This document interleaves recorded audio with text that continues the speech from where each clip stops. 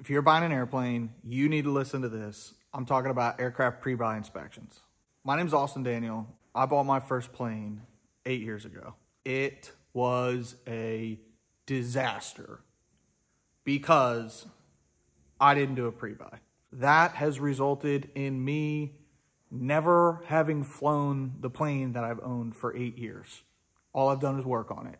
I've bought and sold many airplanes between now and then. I've learned more lessons along the way, how to do a pre-buy the right way, how to select who is looking at the airplane for you, and unexpected things that could go wrong if you don't do it the right way. So let's first talk about the Skybolt. So I have a whole video series on my Steen Skybolt project where I'm doing repairs and modifications to the airframe because of previous damage that was done to the airplane. Check out those videos to see that whole project, but today I'm going to describe how I got myself in this situation in the first place. I actually bought it sight unseen because I didn't have the availability to go look at the airplane.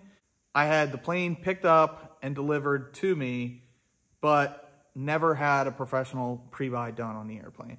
At the time, I don't know if I was trying to save a couple dollars or just try to assume the best in people, but I was sold a plane with obvious problems. It is my fault I didn't do my due diligence and make sure I'm buying a good, safe airplane. Skybolts are designed for bungee style gear. When this plane was built, the builder decided to put individual spring gear on the airplane.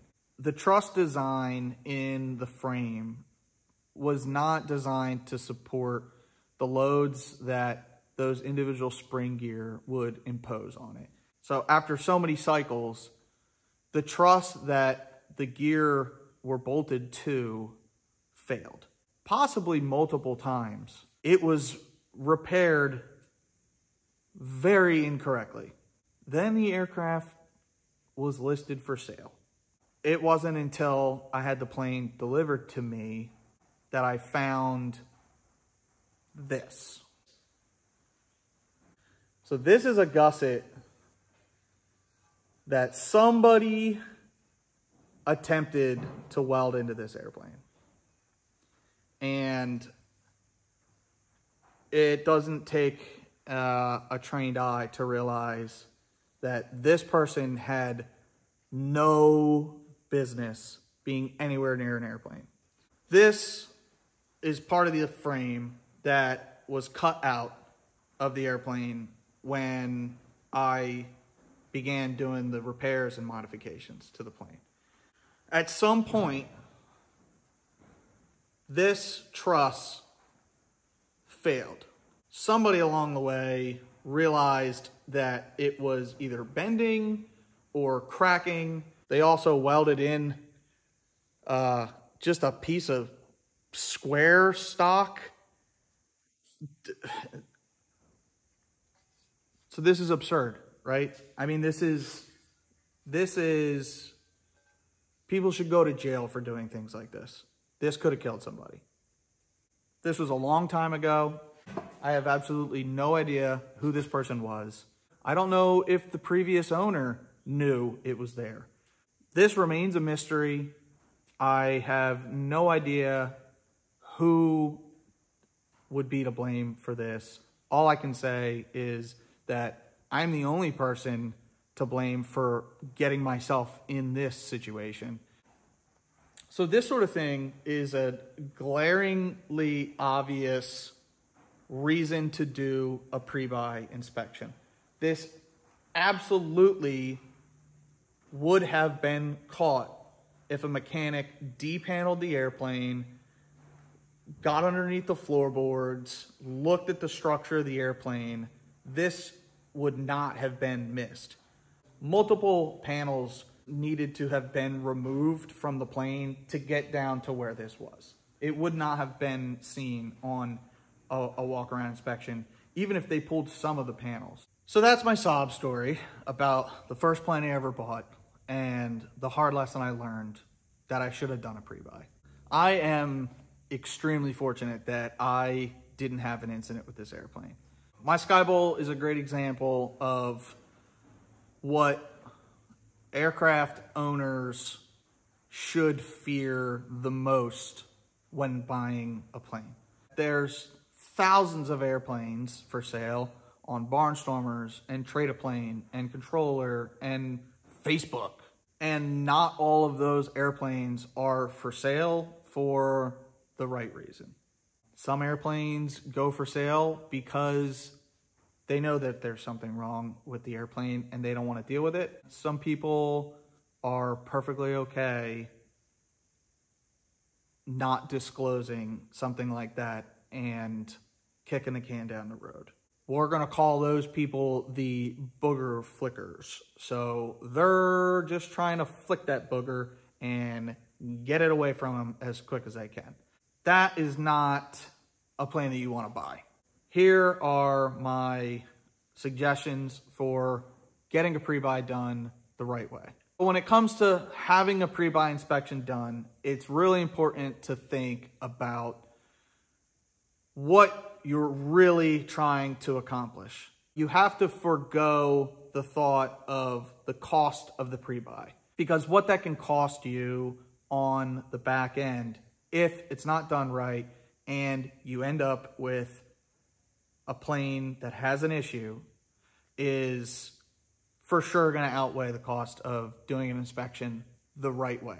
So the first thing to think about is having a mechanic who thoroughly understands and is thoroughly knowledgeable of the type of airplane that you want done. So if it's a fabric airplane, you want somebody who not just understands fabric, but somebody who does fabric covering, somebody who has the wisdom to look at fabric and tell you, hey, yeah, this is old, but it's actually in really good shape. Or, hey, this was only recovered 10 years ago, but he clearly left it outside and it's going to need cover.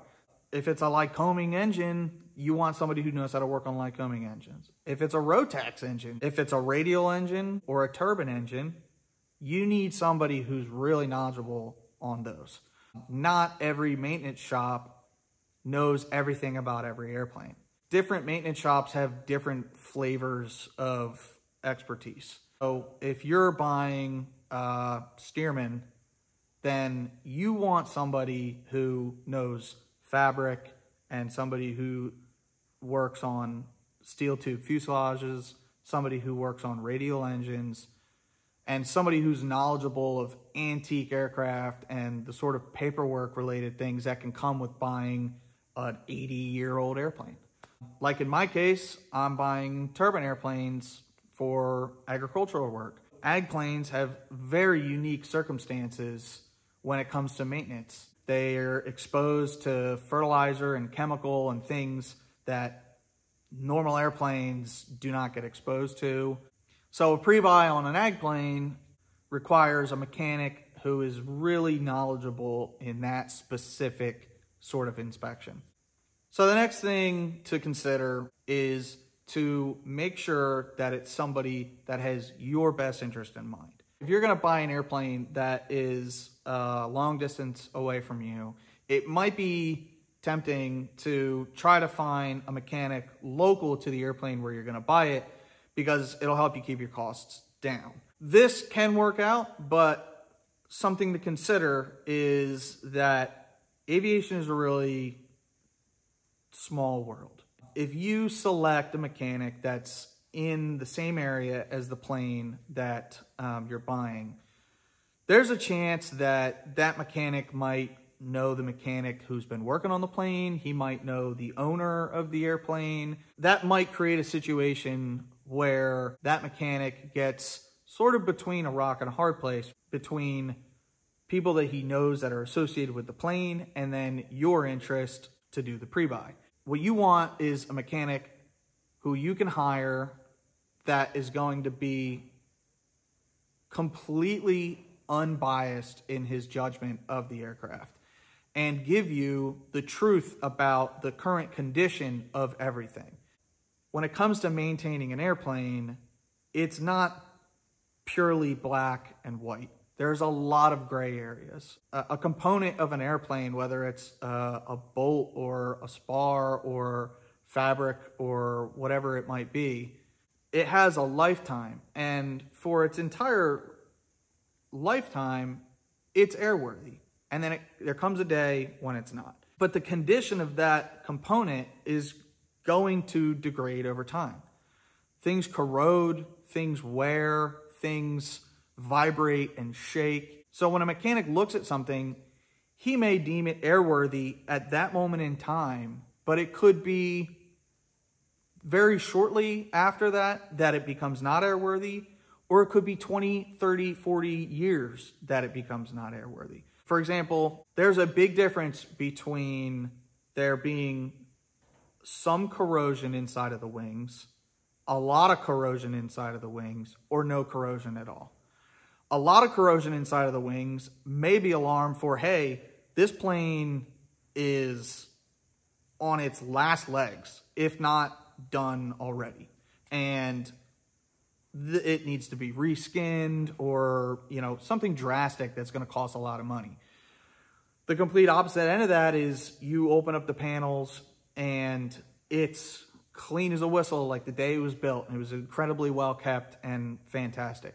Between those two is a wide range of condition that is airworthy, but could drastically affect the value of the airplane and how much time and money you will end up having to put into that airplane.